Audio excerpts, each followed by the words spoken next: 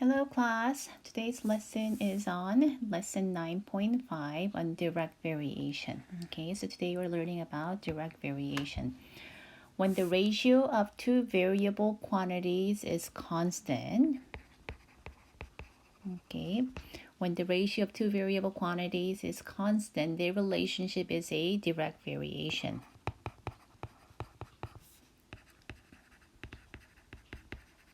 Okay. And since 0, 0 is a solution of, you know what, there is a typo here. You want to delete this part, plus b. Okay, we're not going to talk about plus b until later. So delete plus b right there too. Okay, so make that correction in your notes. But anyways, since 0, 0 is a solution of y equals mx, the graph of a direct variation always passes through the origin and represents a proportional linear relationship.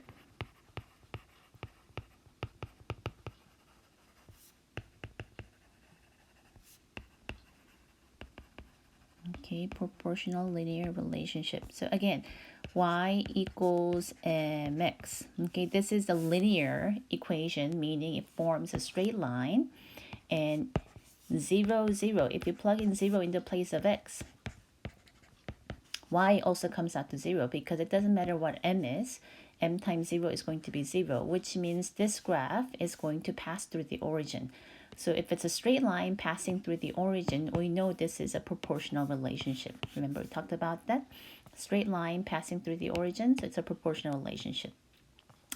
So the equation y equals mx, in this equation m is called the slope. Okay, be very familiar with this. I don't know why they came up with the variable m, but we are using m as a slope, okay, and or constant of proportionality. So slope is same thing as the constant of proportionality. They are the same, okay.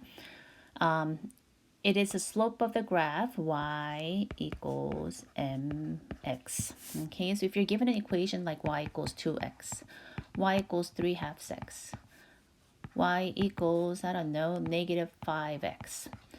All these numbers, okay, coefficients in front of the x is called, it's a slope. It tells you the steepness of the graph, okay? And these are all direct variation equations because it follows a pattern of y equals mx. All right, so let's go down here. Example 1, the graph shows the cost of different amounts of trail mix. Determine if the relationship between the cost and the weight of the trail mix is a direct variation. So they told you the weight is the x and the cost is the y. Because how much it is, the y depends on the weight. Okay, how many trail mix you buy. So, or how much trail mix you buy rather. To determine the relationship is a direct variation. Find cost y over x for points on the graph. Okay, so we are going to look over here and pick some points. Okay, they already picked some points for us actually. So 4 and 14 is one.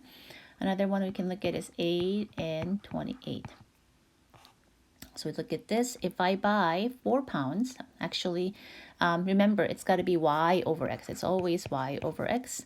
So $14 is for 4 pounds.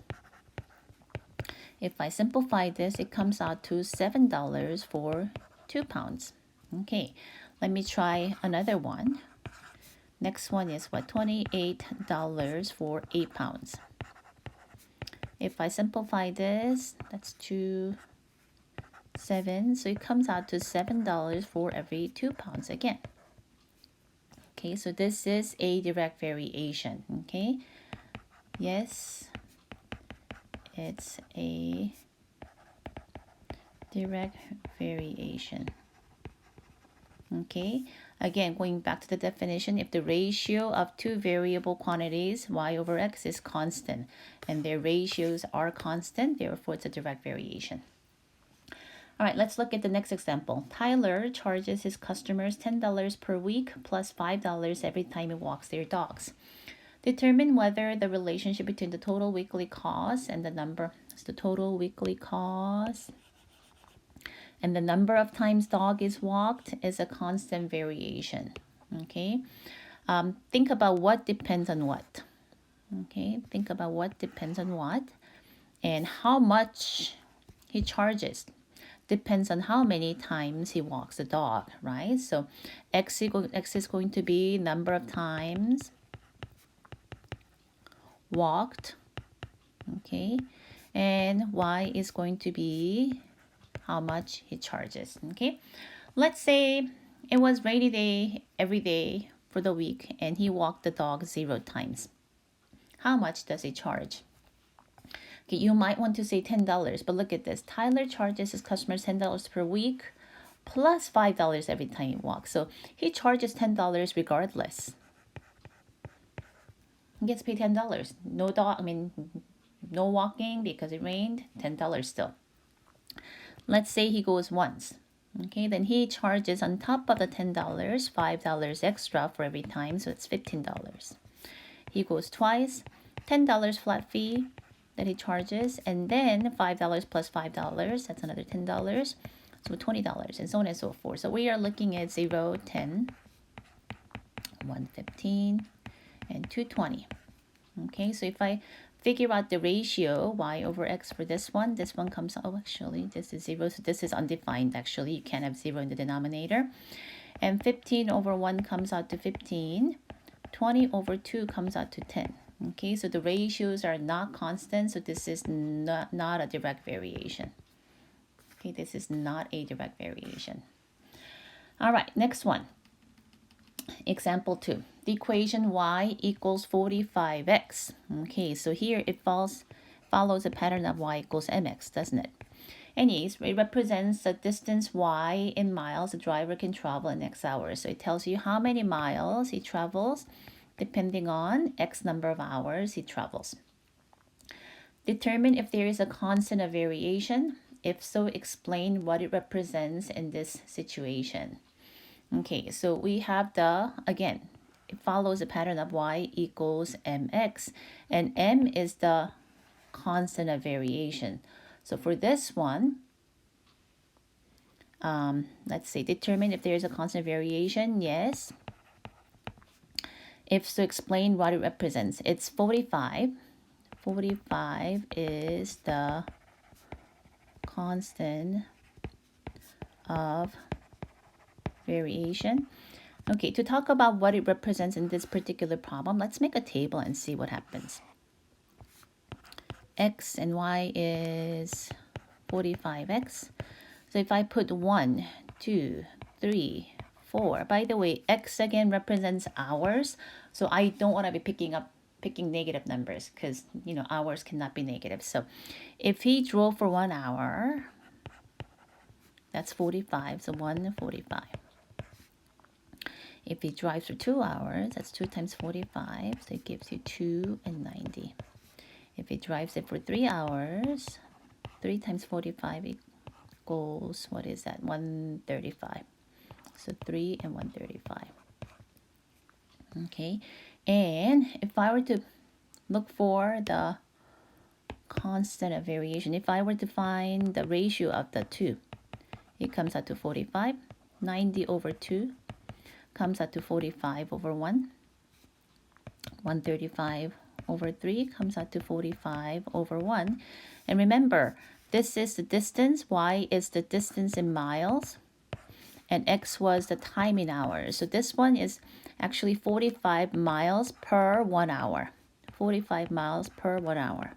45 miles per 1 hour. So what does the 45 represent, the constant variation? It represents that Tyler drove at the speed of 45 miles per hour. So that represents the speed of the car in this equation. Okay. All right, next one. The equation K equals C plus 273 relates the Kelvin's temperature K to Celsius temperature C. Determine if there is a constant of variation. If so, explain what it represents in this situation. Okay, now does this follow the pattern of y equals mx pattern? y equals mx. Ooh, there is a plus 273. It does not, if this was not there, then it'll be y equals 1c, and it'll be direct variation. Okay, but this one had instead plus 273, so it does not represent the direct variation. So there is no constant variation. Okay, so there is no constant of variation. So again, because of the plus 273. Okay. Again, I hope that makes sense. Next one. All right, the time it takes to burn amounts of information on a CD varies directly with the amount of information. Write and solve the equation to find how long it takes to fill a 700 megabyte CD. Okay, so I don't think anyone does this anymore. This is a little bit outdated question, but people used to copy information on a CD. Maybe people still do it, but how long it takes to copy information, transfer information on a CD depends on how many megabytes, how much information you're transferring. So X is the amount of information and Y is the time it takes in seconds. Okay. All right. So step 1, use the equation Y equals mx, no B. Choose any point on the graph and then solve for m. So again, we got to find the m. Okay, to find the equation, to write this equation, you got to find the m. Again, m is the slope, m is the constant of variation. Okay, so what you need to do is pick 2 points. Okay, I can do 25, what is that, 25? 2.5 and 10? Oh, I don't want to do decimal, so I'm going to do 25 and 100 right there. And then I'm going to do 10 and 40. This is a good one. Okay, so again, we are finding constant of variation, the slope. So you do y, difference in y, so 100 minus 40 over difference in x, 25 minus 10. That's 60 over 15. And you can simplify this further to 4. So m equals 4. So in this equation, y equals mx. We can replace the m with 4. So we have the equation y equals 4x. Next, find how long it takes to fill the CD. Okay, they told you the CD has 700 megabytes. Okay, data you want to transfer. So how long it takes is the time y equals 4 times 700. So that comes out to 2800, and y is in seconds. The time is in seconds. It takes 2800 seconds. Okay. All right, next one. The equation y equals 3x represents the heart rate of a rabbit, where x is the time in seconds, okay, how many seconds it is, and y represents number of heartbeats. Does rabbit or cat, okay, cat's heart rate is right here, have a faster heart rate? Explained. Okay, so let's look at the rabbits. Okay,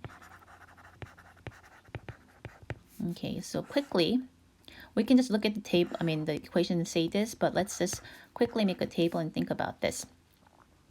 If it were, so y equals 3x, right? So if it's just 1 second, it's going to be 3 heartbeats. 2 seconds is 6 heartbeats. 3 seconds is 9 heartbeats. Okay, so when you think about this, 3 over 1 is 3. 6 over 2 is 3. 9 over 3 is also 3. So this 3 in this equation represents how many seconds it beats per, how many times it beats per second. So rabbit's heart beats 3 beats per second. Okay, that's for rabbit. Now for the cat. We gotta look at this and try to figure this out. Okay, cat's heartbeat, we can pick 2 points. There are different ways of doing this. I'm just going to pick 2 points, 4 and 8 and 3 and 6. And you can try to find the slope of this. So 8 take away 6, again y minus y, over 4 take away 3. That comes out to 2 over 1. So this one is y equals 2x. And again, 2 represents the slope, or how many times it beats per second. So For the cat, it beats 3 heartbeats per second. So when you look at this, let's answer the question. Which one has a faster heart rate? Rabbit has faster heart rate. Okay, because again, rabbit is 3 times per second, whereas cat is 2 times per second. All right,